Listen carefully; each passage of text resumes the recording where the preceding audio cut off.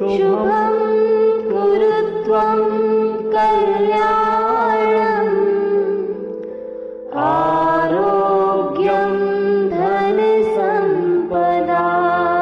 नमस्कार दोस्तों, astrological miracle के आज के इस वीडियो में मैं राजेश कुमार पुरी, आपका ज्योतिष मित्र, आप सभी का हार्दिक अभिनंदन करता हूं।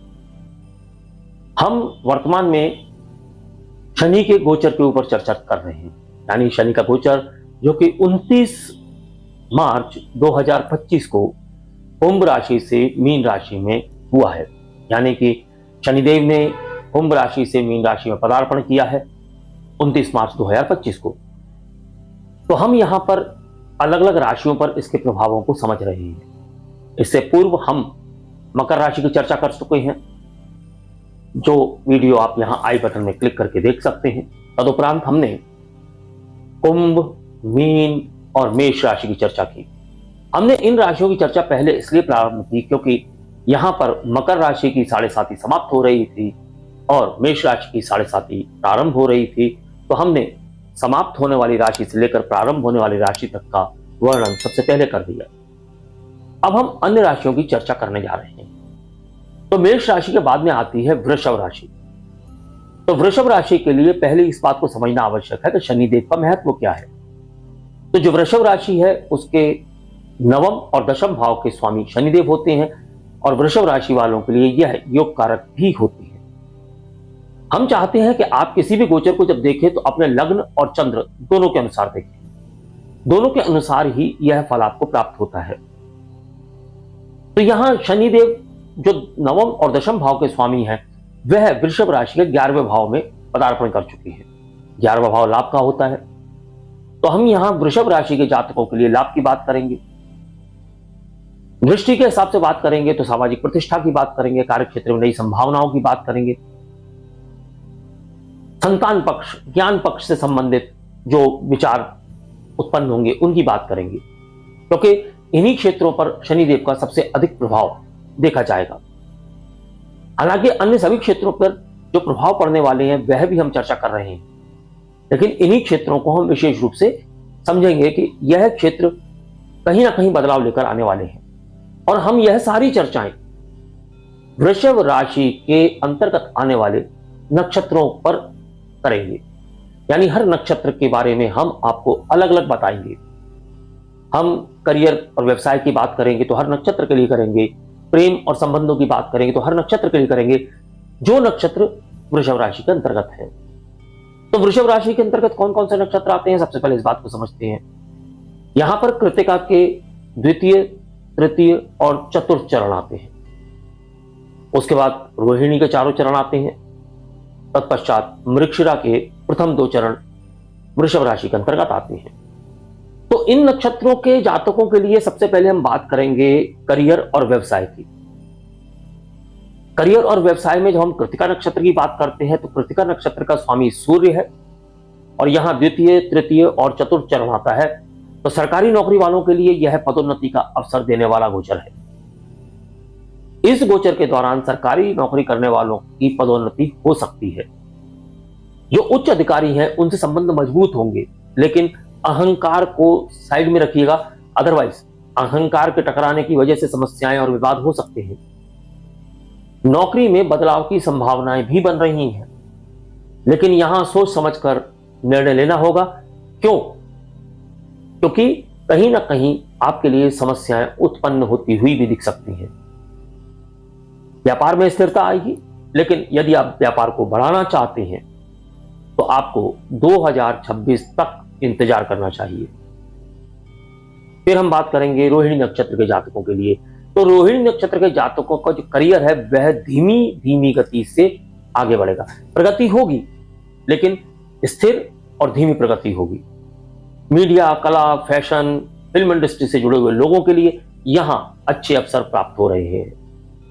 कार्यस्थल पर सहकर्मियों का सहयोग मिलेगा, लेकिन पीठ पीछे आलोचना हो सकती है या आपके खिलाफ कोई षड्यंत्र रचा जा सकता है। व्यापारियों की बात करें तो व्यापारियों को छोटे मोटे उतार चढ़ाव देखने को प्राप्त हो सकते हैं, लेकिन यदि वह लंबे समय के लिए निवेश करते हैं तो वहां पर उन्हें फायदा होगा। वृश्चिक नक्षत्र के जातकों की बात कर लेते हैं। मंगल से प्रभावित होता है यह नक्षत्र, और इसके यहां पर प्रथम और द्वितीय चरण वृषभ राशि के अंतर्गत आते हैं। तो कॉर्पोरेट सेक्टर में काम करने वालों के लिए नए अवसरों की यहां पर प्राप्ति हो रही है। जो प्रतियोगी परीक्षाएं दे रहे हैं उनके लिए मेहनत के परिणाम सकारात्मक आने वाले हैं।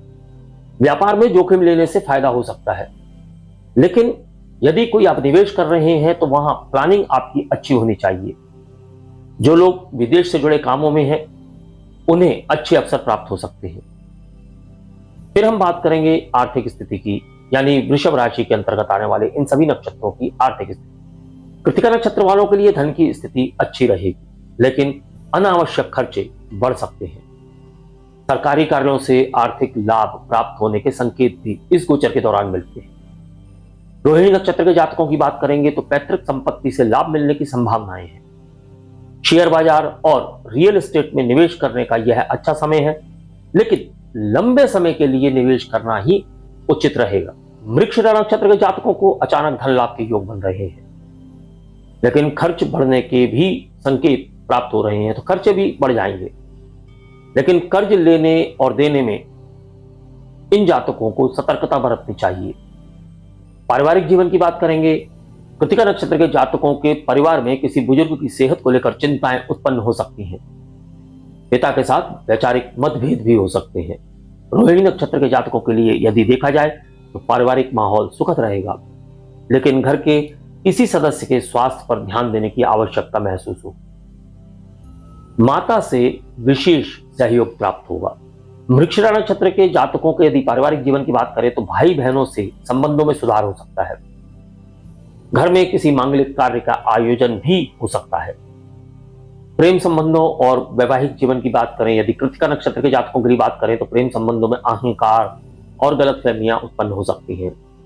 जो विवाहित हैं उनके शादीशुदा जीवन में तनाव आ सकता है, लेकिन बातचीत करने से हल प्राप्त होगा, इसलिए बातचीत करने में बिल्कुल भी सोचना नहीं चाहिए, विचार नहीं करना चाहिए। जैसे भी हो, बातचीत करके समस्याओं का समाधान निकालने की कोशिश करें। रोहिणी नक्षत्र के जातकों की बात करेंगे तो रोमांटिक संबंधों में सुधार होगा। नए रिश्ते बनने की संभावनाएं इस गोचर काल के दौरान दिख रही हैं। विवाहित जातकों की बात करेंगे तो उनके लिए भी यह समय अच्छा है, लेकिन साथी की भावनाओं को समझना अत्यंत आवश्यक होगा।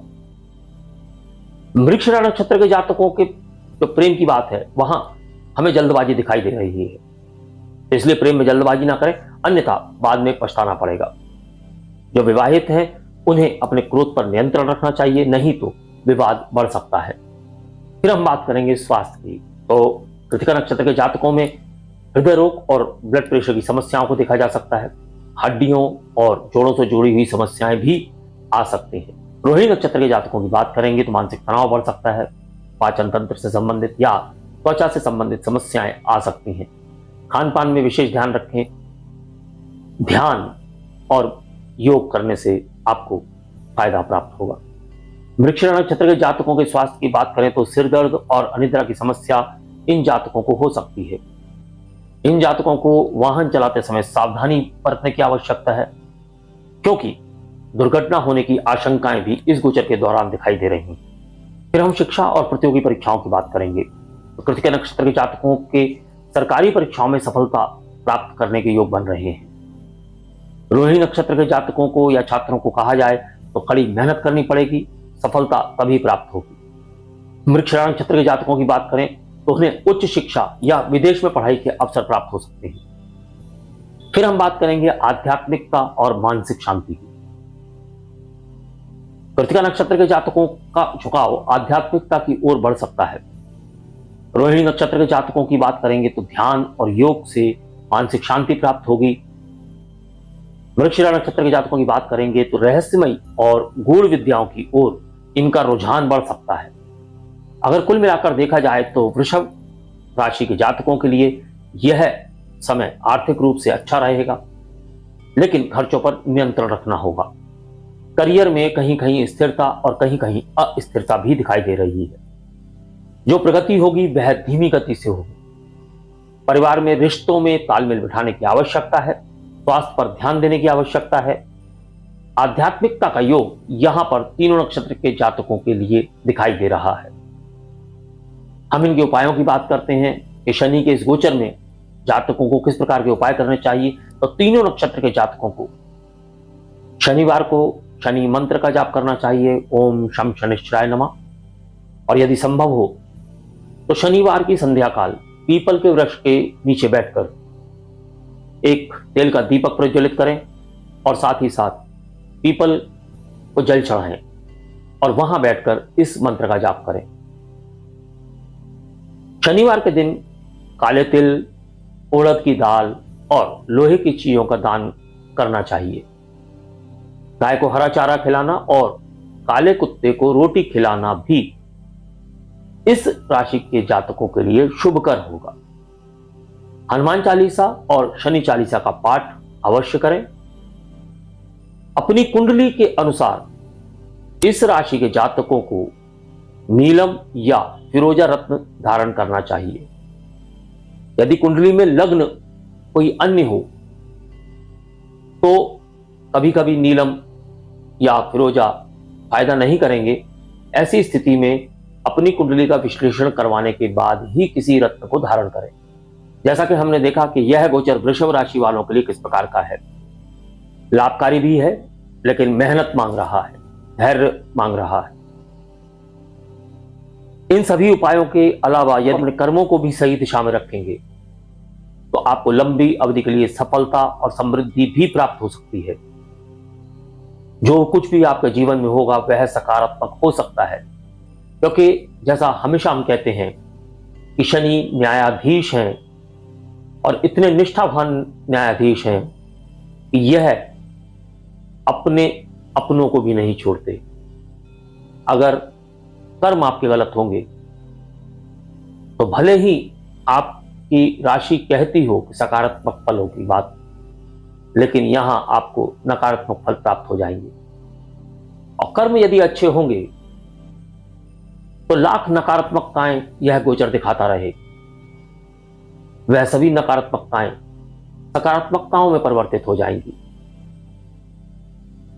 उम्मीद है कि हमारा प्रस्तुतिकरण आपको अच्छा लगा हो, और यदि आपको लगा हो कि हम इस गोचर को गहराई से पता पाने में सफल हैं, तो आपसे मेरा अनुरोध है कि वीडियो को लाइक करें, चैनल को सब्सक्राइब करें और बेल आइकन का बटन दबा दें, ताकि आने वाले जितने भी वीडियोस हैं उनका नोटिफिकेशन आपको समय से प्राप्त हो सके।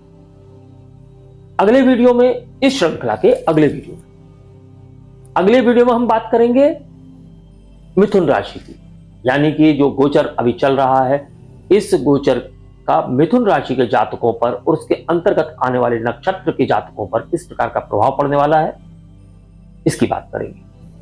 अगले वीडियो तक के लिए मैं अपनी वाणी को विराम देने की आज्ञा चाहूंगा। नमस्कार, धन्यवाद। शुभं कुरु त्वं